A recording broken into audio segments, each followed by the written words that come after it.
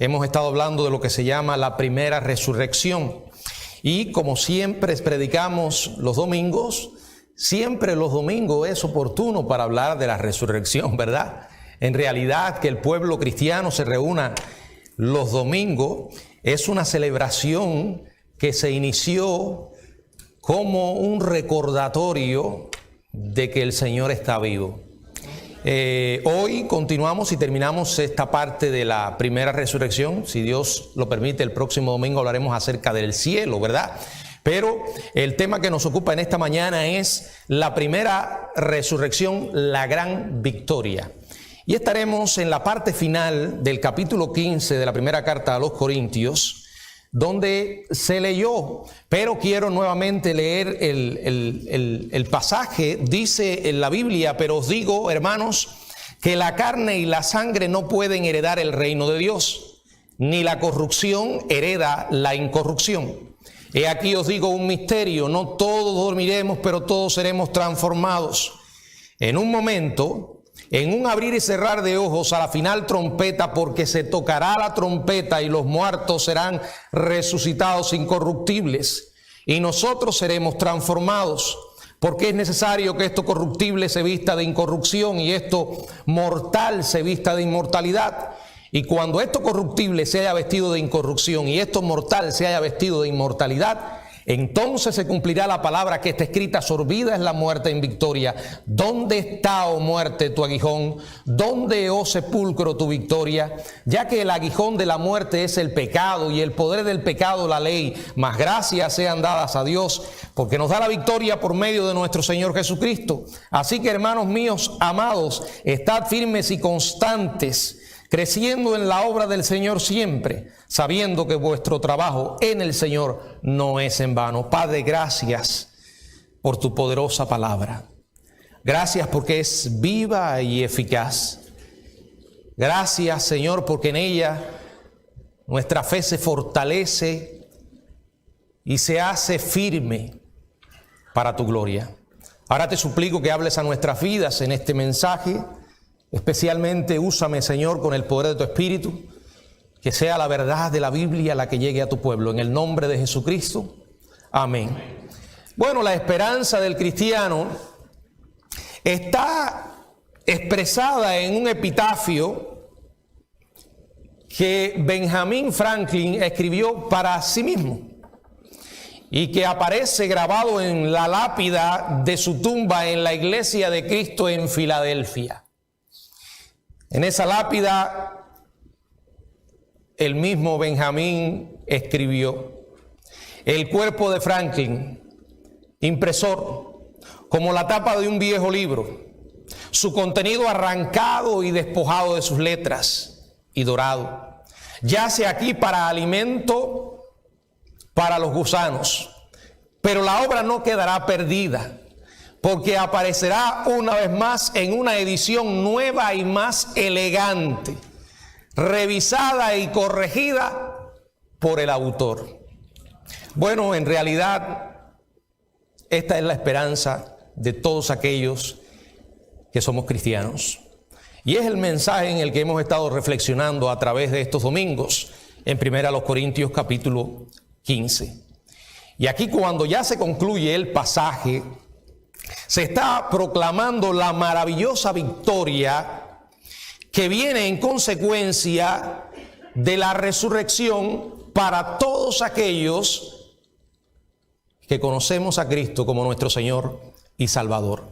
Podemos decir que es un canto de victoria con que el apóstol Pablo termina. Y de hecho ha aparecido en partituras magistrales como el Mesías de Händel y un Requiem de Brahms. Y en muchos sentidos es más apropiado cantarlo que predicarlo, alabando a Dios en anticipación por la resurrección. El apóstol aquí proclama la gran transformación, proclama el gran triunfo, proclama la gran acción de gracias que los santos resucitados de Dios elevaremos, y luego da una gran exhortación para vivir de forma santa hasta que llegue ese día. Meditemos pues en cada una de estas ideas en los versículos del 50 al 58. Y quiero nuevamente contextualizar este hecho. Recuerden que la primera resurrección se producirá cuando el Señor venga por la iglesia. Él no viene a buscar un edificio, aunque alguna gente asocia iglesia con edificio, ¿verdad? Él viene a buscar personas. Y no personas de una religión específica. En realidad no viene para nada a buscar religiosos. Él viene a buscar personas nacidas de nuevo, que se han arrepentido de sus pecados y han puesto su fe en Jesucristo como Señor y Salvador de sus vidas.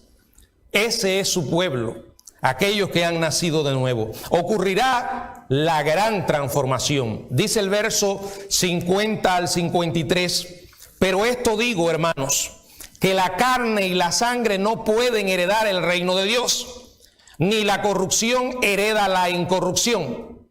He aquí os digo un misterio, no todos dormiremos, pero todos seremos transformados en un momento, en un abrir y cerrar de ojos, a la final trompeta, porque se tocará la trompeta y los muertos en Cristo y los muertos serán resucitados incorruptibles, y nosotros seremos transformados, porque es necesario que esto corruptible se vista de incorrupción y esto mortal se vista de inmortalidad. Pablo recuerda de nuevo a sus lectores que el cuerpo de la resurrección no será el mismo. De hecho, aquí dice claramente que la carne y la sangre no pueden heredar el reino de Dios. Estamos perfectamente preparados para la tierra. El cuerpo que ahora tenemos de carne y sangre, diseñado por el Dios Todopoderoso, está perfecto, digamos, para vivir aquí en la tierra. Tiene las condiciones ideales para vivir aquí en la tierra. Sin embargo, no para el cielo. Por eso dice la Biblia que no pueden heredar el reino de Dios. Este cuerpo de carne y sangre que ahora tenemos es solo para aquí. De hecho, cuando el Señor resucitó, y Él es el modelo de cómo serán nuestros cuerpos resucitados, estaba en un cuerpo transformado, glorificado, y aunque Él dice en el Evangelio de Lucas, en el capítulo 24, verso 39, Lucas capítulo 24, verso 39, dice: mirad mis manos y mis pies. Tenía manos, tenía pies, yo mismo soy. Palpad y ved. Él no era un espíritu, dice, porque un espíritu no tiene carne ni hueso, tenía un cuerpo. Y dice aquí, con carne y hueso. Ahora, hermanos, este no era el mismo cuerpo que tenía el Señor. Era un cuerpo transformado. No era un cuerpo con la carne y la sangre de la que habla primera a los Corintios 15.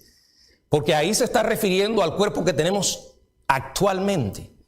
Un cuerpo frágil y débil, sujeto a la muerte, con una naturaleza inclinada al pecado, ¿verdad? Nosotros seremos transformados. El Señor fue transformado en aquel momento con un cuerpo glorificado.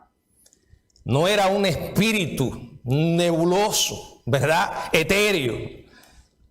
Se le pudo identificar. De hecho, aunque en un punto no podían reconocerle porque dice la Biblia que él estaba velado, cuando el Señor quería, ellos podían identificarle. Tendremos un cuerpo nuevo para heredar el reino de Dios. Aquí reino de Dios es una expresión que se refiere a un sentido final, consumado, donde la glorificación entonces será una realidad, el estado eterno, el cielo, de aquello que habla el pasaje en el verso 49 cuando dice: así como hemos traído la imagen del terrenal, traeremos también la imagen del celestial. El Señor es el modelo. Cuando te preguntes cómo será tu cuerpo en la resurrección, mira a Jesús en los evangelios después de haber resucitado.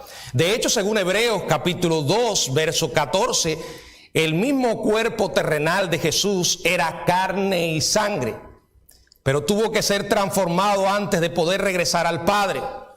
Dicen algunos que el cuerpo humano se renueva cada 7 años.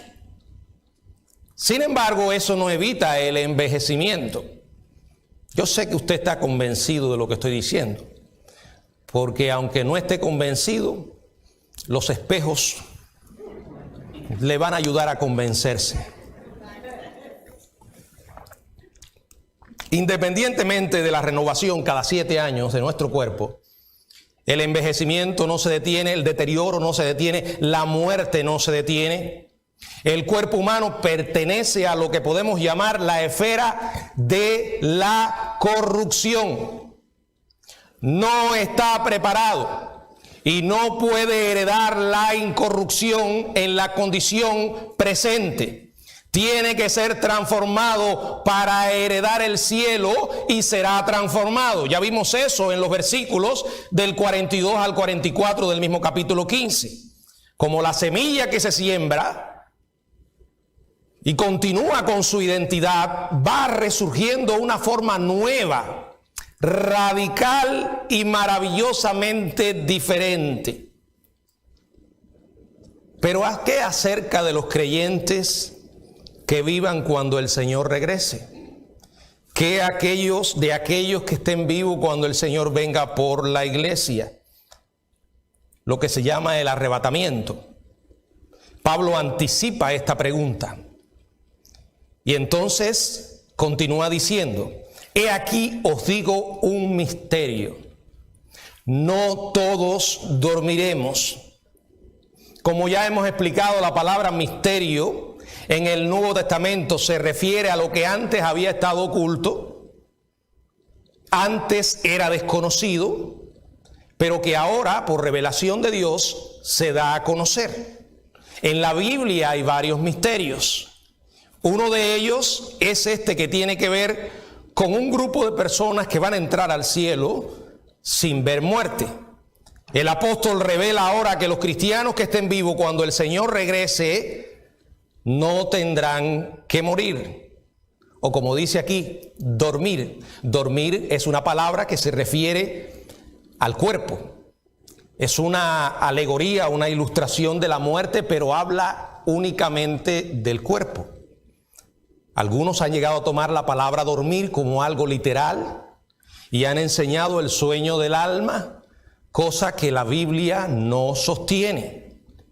Ahora, un grupo no dormirá, un grupo no morirá, serán transformados. En la primera carta a los tesalonicenses, el Señor, a través del apóstol Pablo, vuelve a tocar este tema, o lo tocó, como hemos estado mirando otras veces, cuando dice: luego nosotros, los que vivimos. Fíjense, aquí dice nosotros. Pablo creía estar vivo, en la posibilidad de estar vivo cuando el Señor viniera por la iglesia.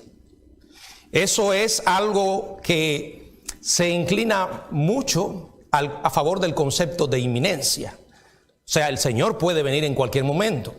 No necesariamente tiene que ser ahora, pero es posible. Y Pablo creía en ese concepto.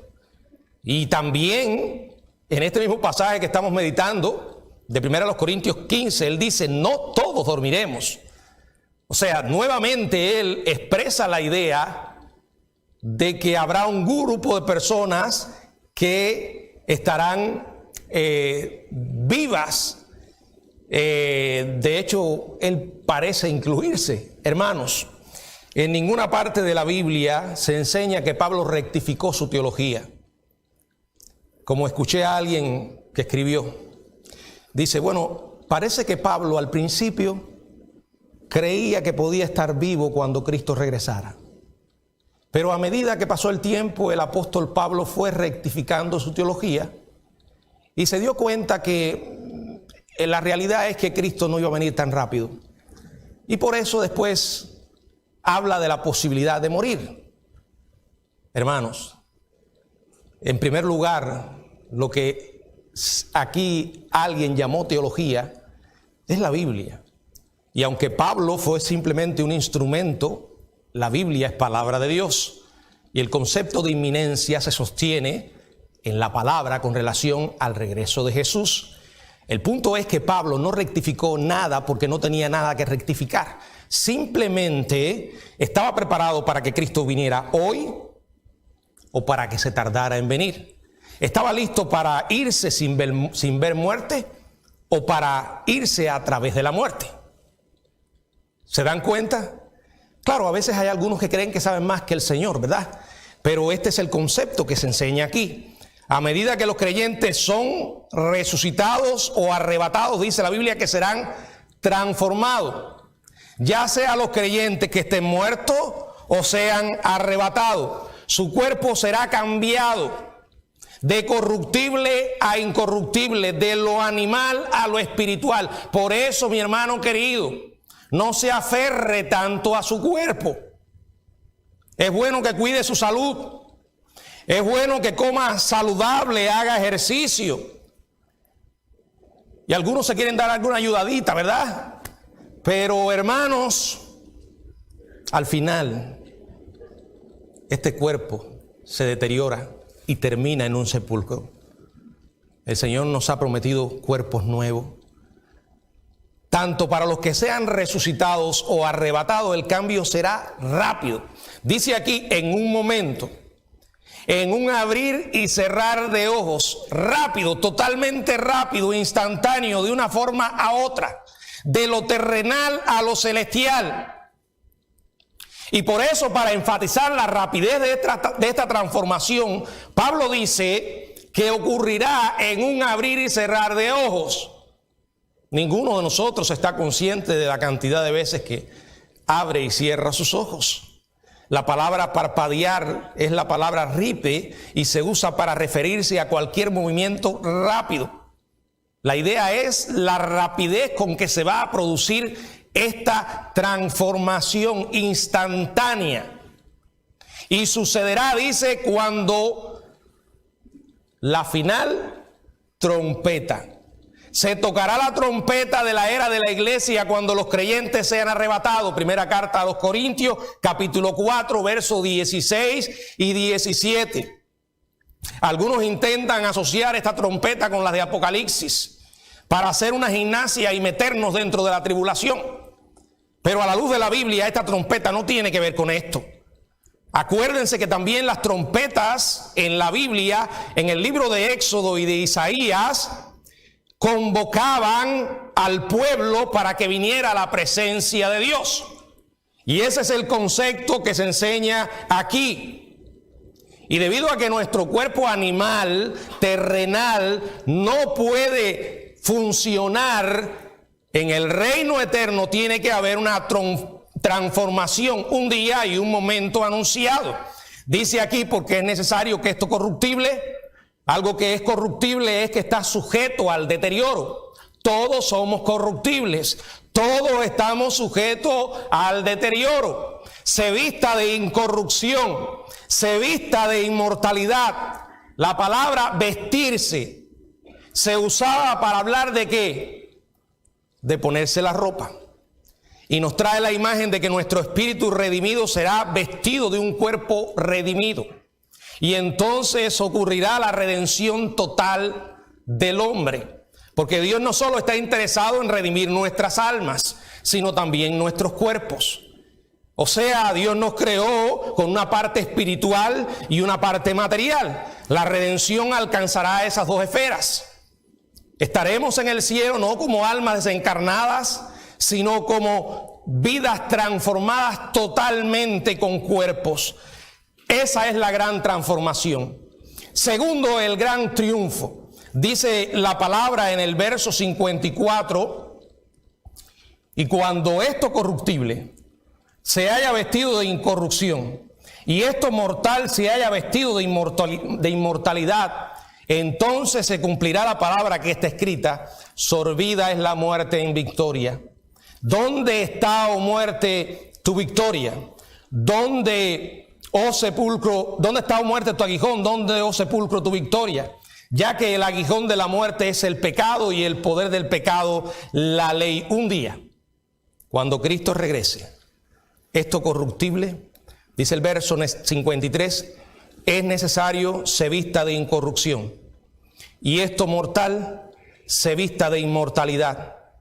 Entonces vendrá el gran triunfo que profetizó Isaías, cuando la muerte es sorbida en victoria. Pero no solo Isaías, en el capítulo 25, verso 8, sino también el profeta Oseas, en el capítulo 13, verso 14. Lo hace con una especie de burla acerca de la muerte misma. Y en el verso 55 está: ¿dónde está, oh muerte, tu aguijón? ¿Dónde, oh sepulcro, tu victoria? Alguno diría, eso es arriesgado, burlarse de la muerte. Bueno, el Señor venció a la muerte. Y aunque no tenemos apuro por irnos, sí, hermanos, estamos preparados. Cuando llegue, Señor, solo ayúdame a cruzar, ¿verdad? Ya no hay por qué temerle. Aquí Pablo emplea una metáfora. Dice que la muerte dejó ¿qué? Su aguijón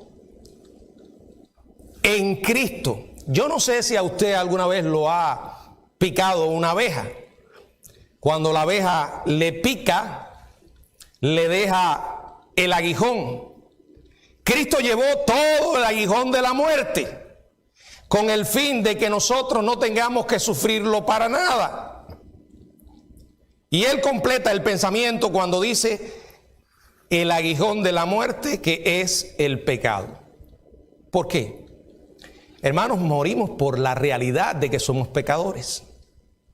Yo sé que este es un concepto que a algunos les cuesta trabajo aceptarlo, sobre todo en tiempos en que la sociedad humana ha intentado redefinir el pecado, de hecho cambiarle el nombre, errores, falta, complejos, autoestima baja, o sea, mucha psicología, pero no quieren reconocer la palabra pecado.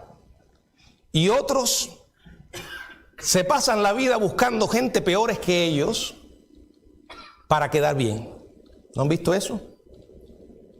Suelen compararse con un Osama Bin Laden o un Hitler. Cualquiera que se compare con estos sujetos se va a considerar un santo. Buenísimo. No se nos ocurre compararnos con gente mejor que nosotros desde el punto de vista humano. ¿Por qué? Porque queremos tener la conciencia tranquila. En realidad no somos tan malos. Y la sociedad te dice, el hombre puede mejorar. Y de hecho va a mejorar. Lo que necesita es una ayudadita. La ayudadita es una sociedad más justa, sin tantas desigualdades.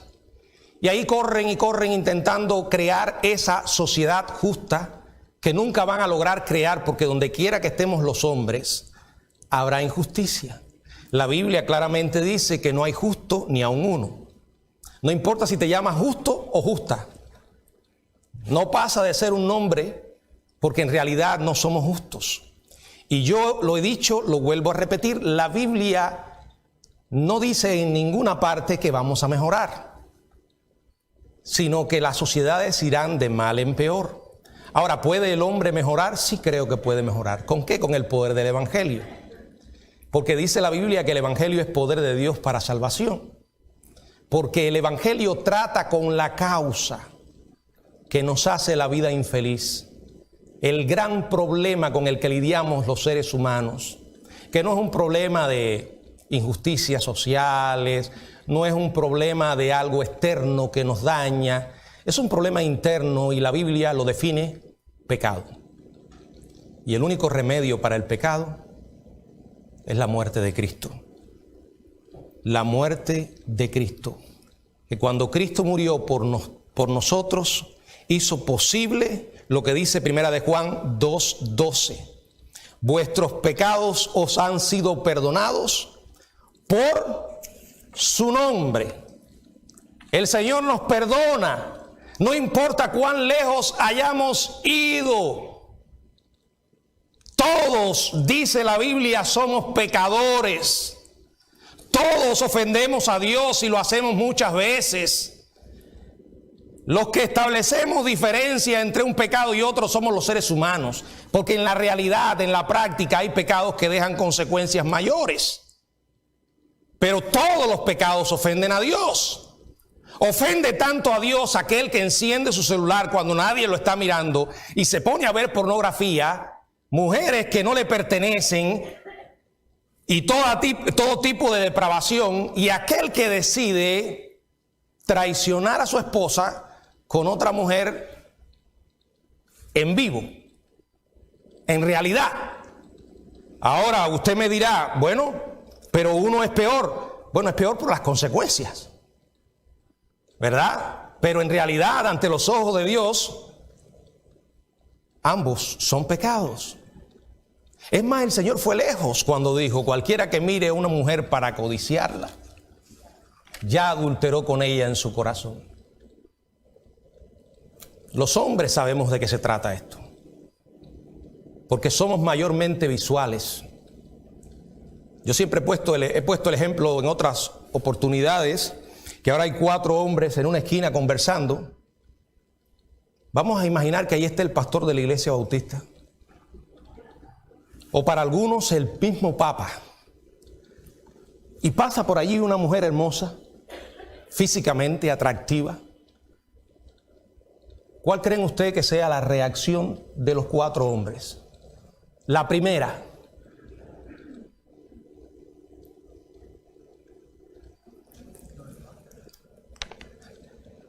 mirar. Bueno, a no ser que no le gusten las mujeres. Ahora ya después uno quita la mirada, ¿verdad? Pero es una reacción normal. El problema es cuando tú miras y sigues mirando. Por eso dice, el problema es con lo que dijo Jesús: el que mira y codicia, ya adulteró. O sea, el Señor nos pone contra la pared para que entendamos que el pecado es una realidad que nos acosa a todos. Soy tan pecador como usted que me está mirando y no pertenece a esta iglesia y vive en la calle. ¿En serio? ¿Con ese traje y esa cara? Pues sí. La diferencia es la gracia, el perdón de Dios. Y todavía lidio con mi naturaleza, pero el Señor está ayudándome a crecer. Pero todos somos pecadores. Por eso dice la Biblia que es el aguijón. El aguijón es el pecado, ¿verdad? ¿Dónde está, oh muerte, tu aguijón? ¿Dónde, oh sepulcro, tu victoria? Ya que el aguijón de la muerte es el pecado y el poder del pecado la ley. ¿Qué quiere decir esto? Nunca fue la intención de Dios, jamás, de que el hombre se salvara por la ley, por cuanto es imposible. Pero pastor, una vez vino alguien a donde estaba el Señor y le dijo: ¿qué debo hacer para heredar la vida eterna? Y el Señor les dijo: guarda los mandamientos. Bueno, el Señor no le mintió, Él le dijo la verdad. Guarda los mandamientos. Y el tipo estaba tan desenfocado que llegó a decir, le preguntó acerca de algunos mandamientos y después dijo: yo todo eso lo he guardado de mi juventud. En realidad, si hubiera alguien que fuera capaz de guardar todos los mandamientos de manera perfecta, podía entrar al cielo. Pero ese es el problema, que no hay persona que pueda hacer eso. Por eso Cristo murió.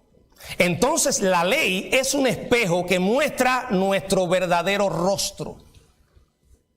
Cuando usted va a la Biblia, al libro de Romanos, allí se encuentra un pasaje tremendo y otros que nos van describiendo cómo somos en realidad. Por eso yo vivo convencido que el origen de la Biblia no es un origen humano, porque presenta la realidad de cómo somos.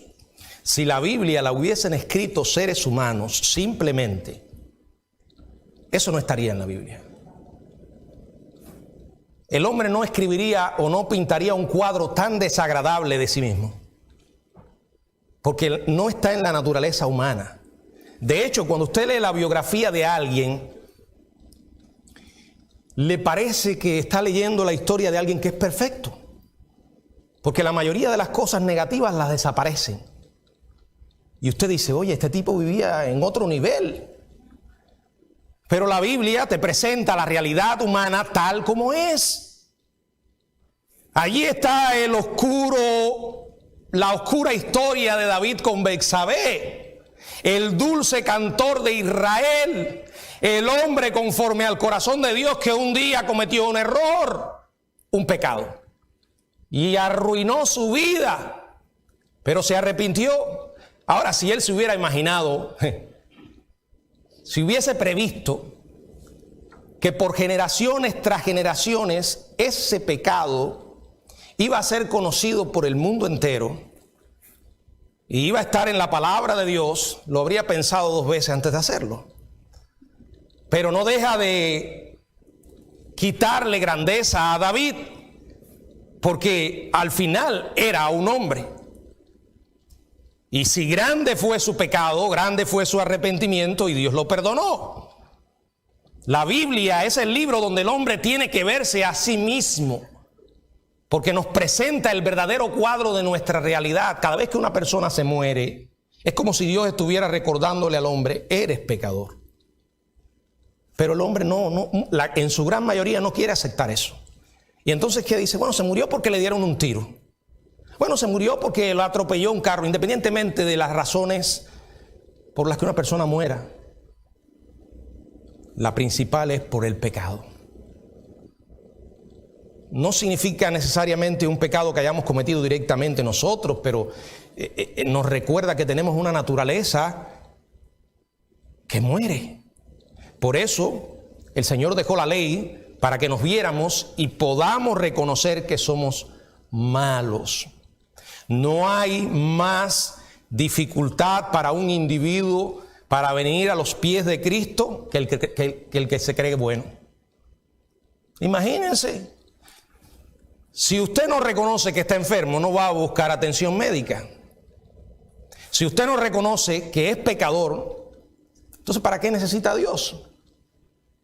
Bueno, un compadre, ¿verdad? Como algunos tienen a Dios, que lo han rebajado tanto que se parece más al hombre que al Dios de la Biblia. Alguien que venga y lo saque de apuro, una especie de genio de la lámpara, que bendiciones tras bendiciones, prosperidad, riqueza, un Dios que simplemente ignora lo malo que haces y siempre te va a sonreír. Ese no es el Dios de la Biblia. Dios es santo, es amor, indudablemente. Pero tenemos que venir a Él con un corazón arrepentidos, reconociendo que somos pecadores y que ofendemos a Dios. Va a haber una gran transformación, hay una gran victoria, un gran triunfo, y habrá, o aquí encontramos también una gran acción de gracias. Verso 57 dice, mas gracias sean dadas a Dios, que nos da la victoria por medio de nuestro Señor Jesucristo. Sí, somos pecadores, pero hay una esperanza. Hay muerte, pero hay victoria sobre la muerte. ¿En quién? En Jesucristo. Dice claramente la Biblia que la victoria es por medio de nuestro Señor Jesucristo. ¿Cómo no vamos a darle gracias a Dios por eso? Cada día vivo agradecido, primero por la vida física y segundo por haberle conocido. Porque mientras más me conozco, más agradecido estoy a Dios por su gracia. No la entiendo porque no me la merezco, pero puedo disfrutarla cuando la recibo. Es un favor que tú y yo no merecemos, pero Dios nos extiende esa gracia. Todos tenemos una historia que contar. Todos tenemos un pasado que arrastrar. Y sabemos que de allí el Señor nos sacó.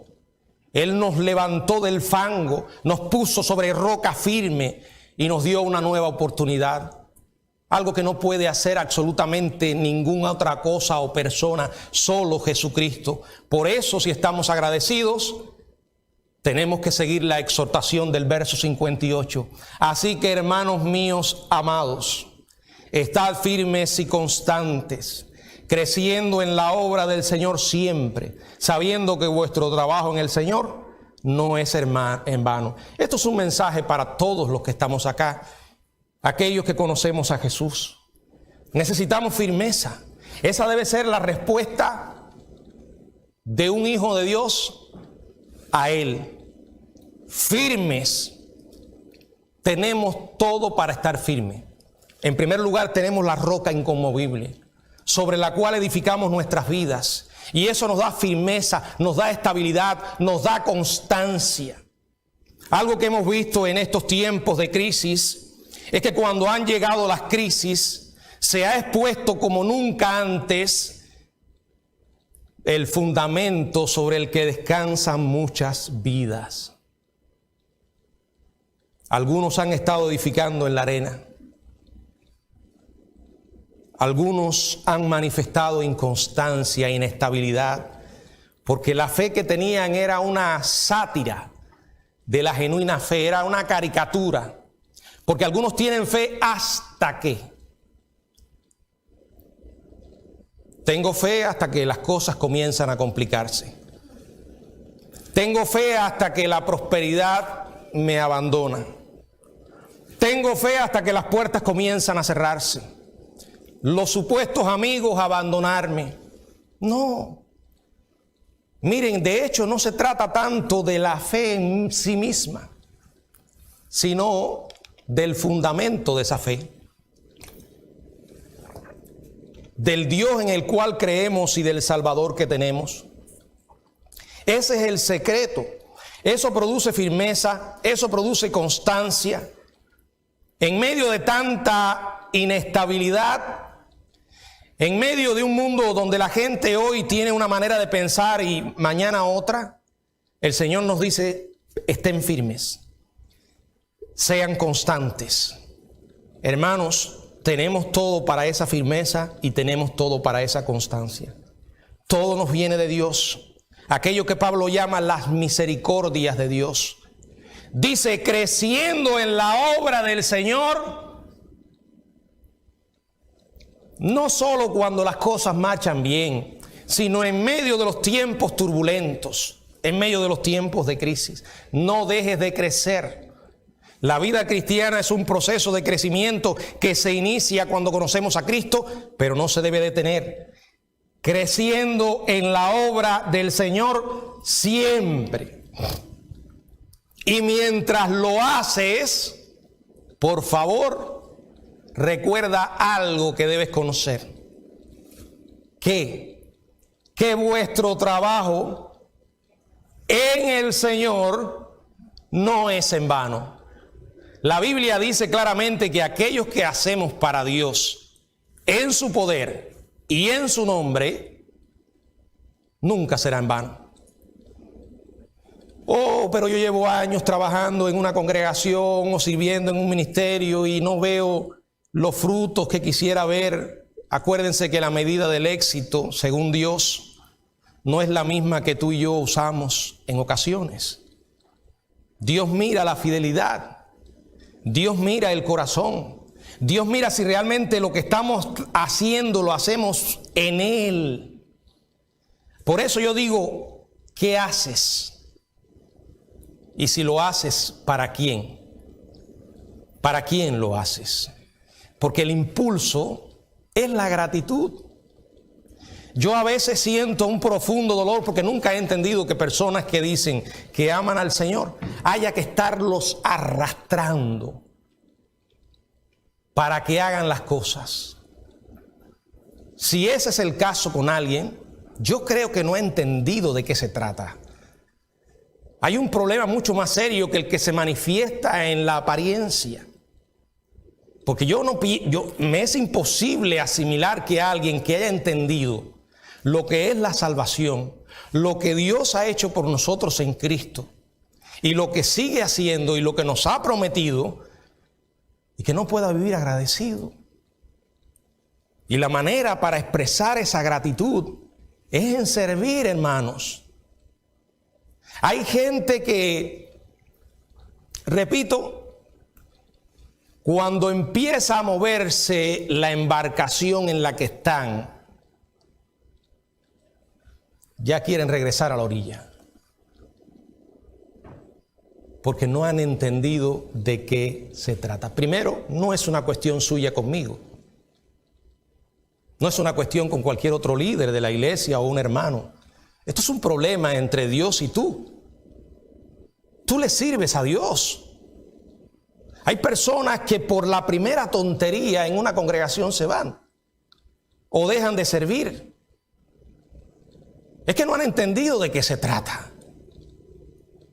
Y a quién es a quien realmente se sirve. Creciendo, la traducción la palabra significa derramándose, entregándose incansablemente en el servicio. Pero hoy la gente lo que le da a Dios son migajas, lo que le sobra, si es que le dan algo. Tienen tiempo para todo, menos para Dios. Y hermanos, usted va a sacar el tiempo para lo que le interesa. Uno establece sus prioridades en base a lo que considera importante. Henry Martyn, el misionero inglés que sirvió en la India y Persia, estuvo dispuesto a gastarse para Dios. Lo que hizo antes de llegar a los 35 años. David Brainerd, uno de los primeros misioneros para los nativos de Estados Unidos, murió antes de los 30 años.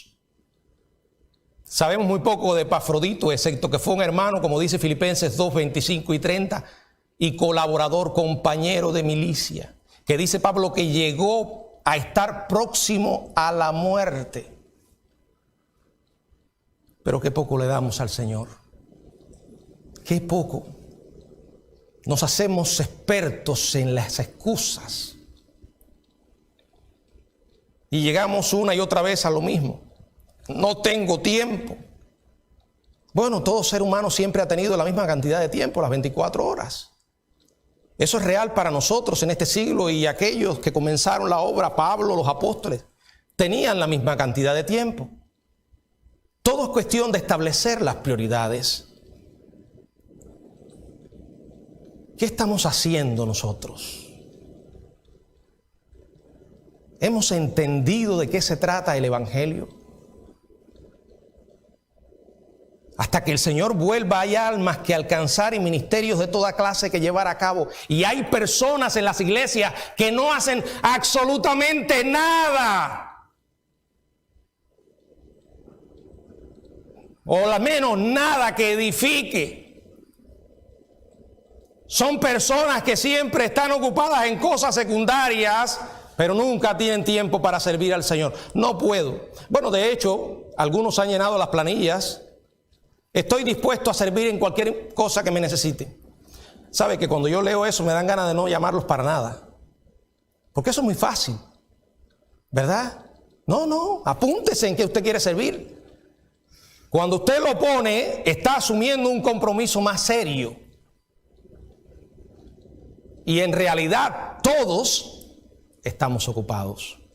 Pero qué bueno es estar ocupado en la obra del Señor, sabiendo que el trabajo que entregamos al Señor nunca es en vano. No lo digo yo, lo dice el Señor. Un día vamos a ver en la eternidad el resultado de lo que hicimos de este lado. Y de hecho allí mismo en la eternidad también veremos las cosas que dejamos de hacer.